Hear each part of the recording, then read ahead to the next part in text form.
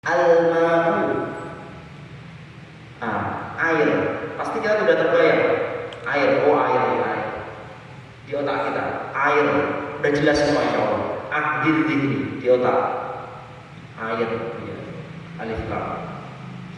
Kalau dalam kata alhamdu itu kan bentuknya mufrad. Alhamdu itu mufrad. Tetapi karena kemasukan alif lam, yang mana fungsi dari alif lam di sana adalah al-istighraq, yaitu adalah untuk mencakup semuanya. Jadi maknanya berubah menjadi segala pujian. Awalnya maknanya hanya pujian saja. Hamdun itu maknanya pujian. Alhamdu maknanya segala pujian. Ini secara kaidah bahasa supaya kita lebih paham. Selanjutnya lillahi. Lam dalam bahasa Arab itu punya banyak makna.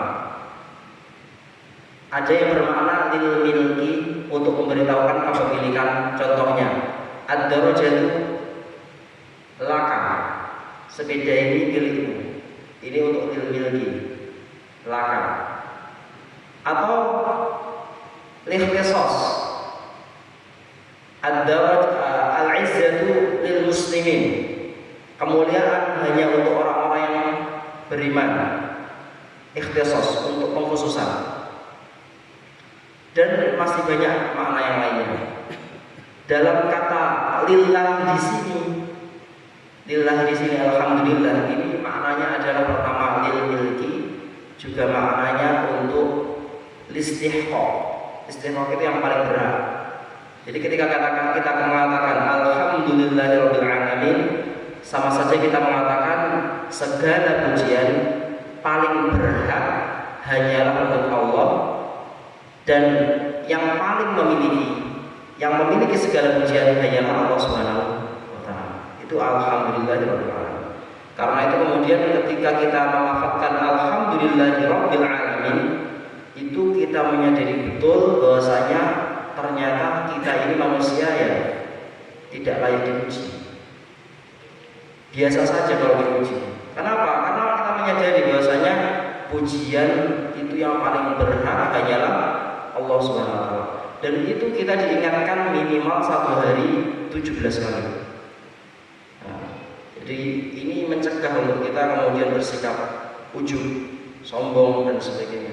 Ini salah satu cara Allah mencegah supaya kita bersikap sombong.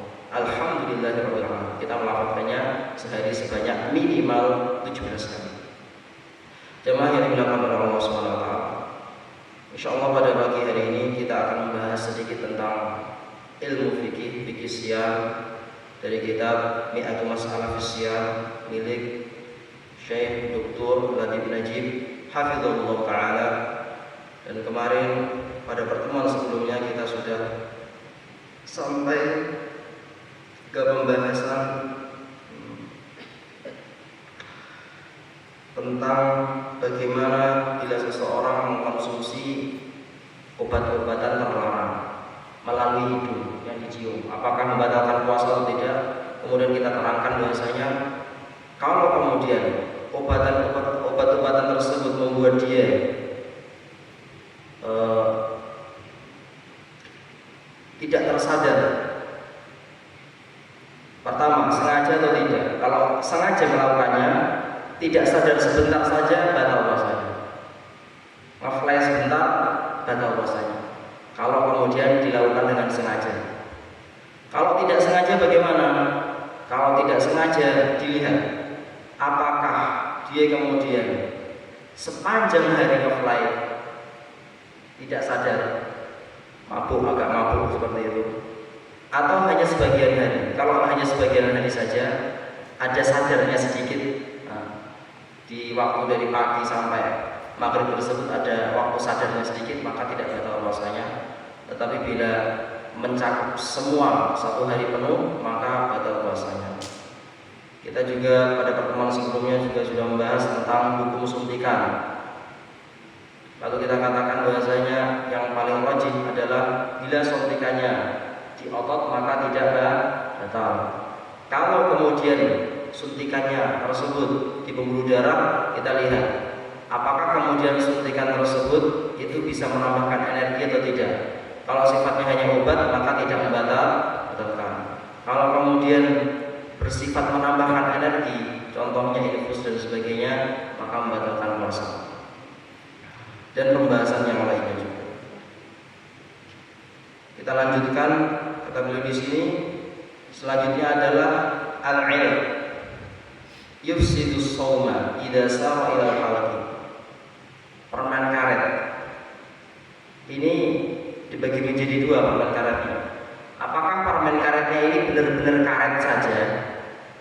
Jadi karet, beneran karet saja, karet, nggak ada kandungan apa-apa selain karet, maka ini tidak membatalkan meskipun diimut dan sebagainya, tapi makruh hukumnya. Sama seperti kita memasukkan dalam mulut kita gula, kelereng dan sebagainya,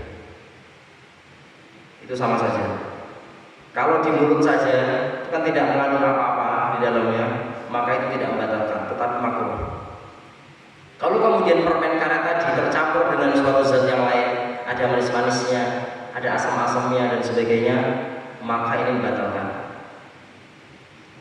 Ini permen karet. Al-'ilm wal habbah al-lisan. Selanjutnya as-sibahah, renang. Apakah boleh renang ketika berpuasa? Kata beliau di sini, qad yufsidus shauma, bisa membatalkan puasa. Artinya ya tidak semua renang kadang membatalkan puasa. Renang yang seperti apa yang membatalkan puasa? Renang yang sampai seluruh badan masuk ke dalam air. Kalau hanya kaki saja sampai pertengahan, itu yang rajihul alam tidak membatalkan puasa. Meskipun ditakutkan masuk melalui lubang belakang sama depan, bisa juga. Tapi tidak sampai. Insya Allah tidak sampai. Tetapi bisa saja, ada kemungkinan. Yang tidak boleh, benar-benar tidak boleh, yaitu membatalkan puasa adalah renang yang sampai seluruh badan, sampai kemudian kepala kita masuk ke dalam air, maka ini membatalkan puasa. Kalau tidak sengaja seperti apa? Tidak apa-apa kalau tidak sengaja. Tiba-tiba kita jatuh gitu. Nah, itu tidak apa-apa. Selanjutnya mahjunul asnan, memakai odol. Apakah membatalkan puasa? Ketika kita memakai odol itu kan tersisa di gigi kita rasa odolnya atau bekas dari odolnya, lebih segar mulut kita dan sebagainya. Apakah itu membatalkan puasa? Itu tidak membatalkan puasa, kecuali kalau kita memang sengaja telan odolnya. Nah, itu baru membatalkan. Tapi kalau kita tidak telan, hanya di gigi kita saja bekas-bekas odolnya, artinya bekas setelah kita benar-benar sikat tadi, kita sudah buang airnya dan sebagainya, itu bekas dari odol tadi di mulut kita lebih harum, lebih segar, itu tidak membatalkan puasa. Selanjutnya dawa man'il hamli, obat pencegah haid atau pencegah hamil, KB dan sebagainya. Boleh nggak perempuan memakai supaya puasanya genap? Maka boleh, dengan izin suaminya. Jadi harus dengan izin suami, karena obat-obat seperti ini terkadang bisa menyebabkan tidak hamil permanen. Jadi ini yang berbahaya. Jadi harus dengan izin suaminya. Kalau suaminya mengizinkan untuk meminum obat seperti ini supaya puasanya penuh, maka boleh. Tapi kalau suaminya tidak mengizinkan karena ingin mempunyai keturunan dan sebagainya, maka hukumnya tidak boleh. Selanjutnya sabqul ma' ila jawfi bi ghairi ikhtiyar. Ada air yang masuk ke dalam tubuh kita tanpa kita sadari atau terpaksa, maka hukumnya juga tidak apa-apa. Hukumnya tidak apa-apa. Tetapi ini juga dibagi menjadi beberapa keadaan. Yang pertama, mayuftiru bihi mutlaqan, yang pasti membatalkan ada. Contohnya ketika Anda sengaja kumur-kumur atau sengaja kemudian memasukkan air ke dalam hidung dan ditekankan, maksudnya memasukkannya itu benar-benar kayak dimasukkan beneran. Nah, ini meskipun tidak sengaja, ini bisa membatalkan. Karena memang sunnahnya ketika puasa itu, ketika memasukkan air dalam hidung itu cukup dibasui saja. Tidak perlu sampai di hirup airnya ketika berpuasa. Jadi kalau Anda lakukan itu sudah tahu bahwasanya tidak boleh, maka puasanya batal. Tapi kalau tidak tahu seperti apa, tidak batal insya Allah. Kalau belum tahu, tapi kalau sudah tahu, nah sekarang ini sudah tahu, maka tidak boleh. Yang kedua adalah mayufiru bi idza balagha faqat. Contohnya ketika kumur-kumur dan sebagainya, kemudian idza balagha faqat.